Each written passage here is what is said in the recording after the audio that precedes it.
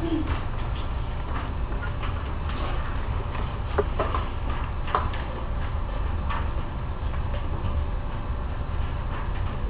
lot of our digestive activity does occur in the duodenum and the jejunum of your small intestine. Most of your absorption actually occurs in those two regions as well. By the time you reach the ileum, that last portion of your small intestine, we're pretty much done digesting and absorbing our food. So most of the activity is here in the duodenum and the jejunum. Let's take a look at a villus for just a moment. Here you see they've got an arteriole and a venial, and you can imagine that between those two, up in each villus, is a what? Capillary, exactly. In addition to capillaries, we also have what we call lacteals. Lacteals are teeny tiny lymphatic capillaries. So you've got lymphatic capillaries and blood vessel capillaries that are both projecting up into these villi. The lymphatic capillaries typically absorb what? Excess fluid. Excess fluid, good. Fluid that escapes your capillaries. But in the case of our small intestines, these lacteals also absorb things like fatty products. So lacteal kind of sounds like lact, right? Lact is what? Milk, exactly. So when they look inside these lacteals, they have a whitish fluid inside. That's because the fatty foods that are absorbed into the lacteals give that lymph a whitish color, just like it with milk. So into those villi, we have capillaries to absorb foods, and we have lacteals to bring in excess fluids and also those fatty foods. What this page details is where the food breakdown begins and where it's completed. Let's talk about your carbs for just a moment. We know carb breakdown begins in your mouth. Do you recall the name of the enzyme? Salivary amylase. Salivary amylase, good. Pharynx and esophagus do nothing for salivary amylase and carbohydrate breakdown. The stomach will continue to break down, not necessarily through chemical digestion, but through mechanical. By the time you reach the small intestine, take a look. Notice these lists of enzymes here. Maltase breaks down. Good for you. Maltose. Sucrase breaks down. Good. Sugar, which is sucrose. Lactase breaks down. Lactose, which is milk sugar. And then you've got pancreatic amylase. Amylase breaks down. Starch. So there you go. Whatever you start in the mouth is completed in the small intestine. The small intestine uses enzymes to finish the breakdown of those carbs. What you don't break down here, you essentially remove from your body as feces. So this process of breaking down these carbohydrates is going to be completed here in your small intestine. We had something in lab that said that digestion was completed in the duodenum. Duodenum, right. Is that true? Right, right. Because by the time you reach jejunum and ileum, there's less and less taking place. Yeah. Let's talk proteins. Protein digestion, we mentioned absolutely nothing about the mouth, right? When we got to the stomach, we said pepsinogen was converted into pepsin when the pH in the stomach was what? Low. Good. Acid. So notice that pepsin actually starts the digestion of proteins.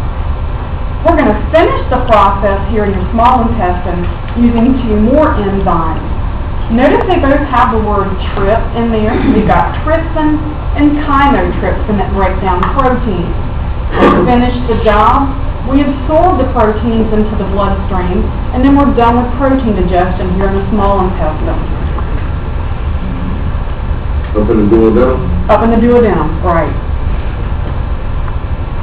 Lipids are also broken down in the small intestine. Like I mentioned to you, there's a teeny tiny bit of lipid digestion in the mouth. We're not even going to consider that a real process. But once we hit the small intestine, we start the process and we finish the process of lipid breakdown. You probably recall that lipids are fat. We're going to do that through two items. Bile, of course, is a great way to break down lipids. Secondly, you'll notice we have lipase. Lipase breaks down lipids. There's that ASE suffix. reminding us it is an enzyme that helps to break down those lipids. So it's not just bile, we've also got a helper friend in the form of lipase. So we start and complete lipid breakdown in the small intestine.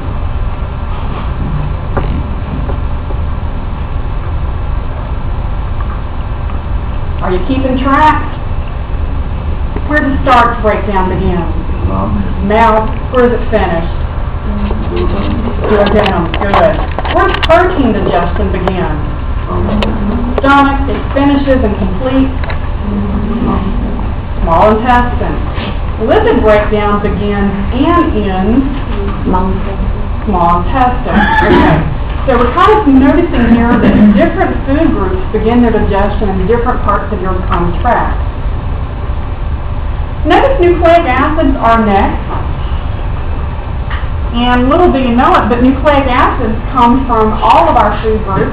Corn, cows, chickens, grains all have their own nucleic acids. We actually don't need their DNA in its whole form, but we do break down the DNA and absorb the nucleotides.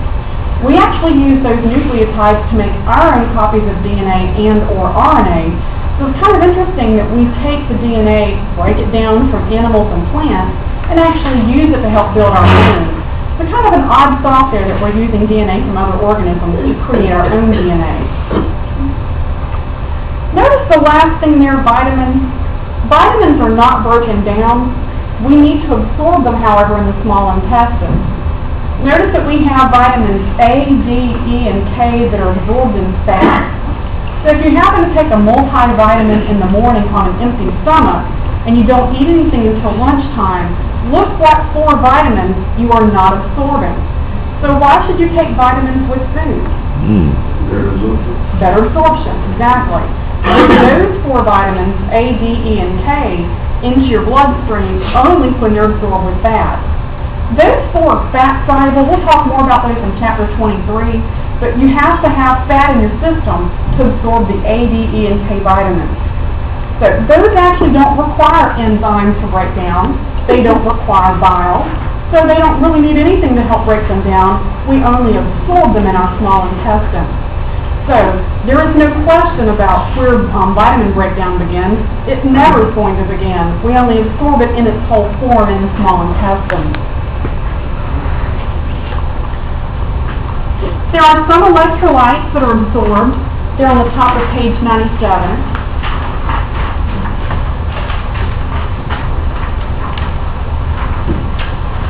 We'll see some of this. If you take the vitamins like for breakfast and you don't have fat, if you eat that at lunch, you don't get the absorption then. If you're talking, say, 4 to 6 hours later, probably not, because it's probably already moved through that point of your small intestine. I imagine if it was like 3 hours later, you might have a little bit coming along, but I think it's too far to actually get the fat in the system at that point. Yeah.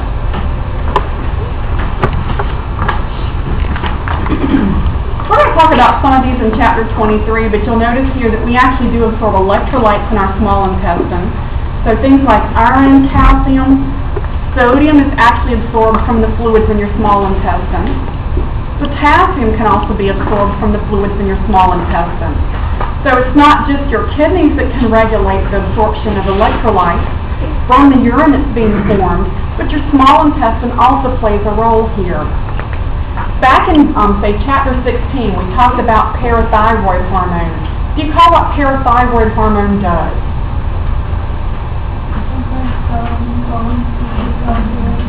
Good. Put calcium in the bloodstream. We mainly talked about how the bones would be broken down, but you can also have action from parathyroid on the small intestine here.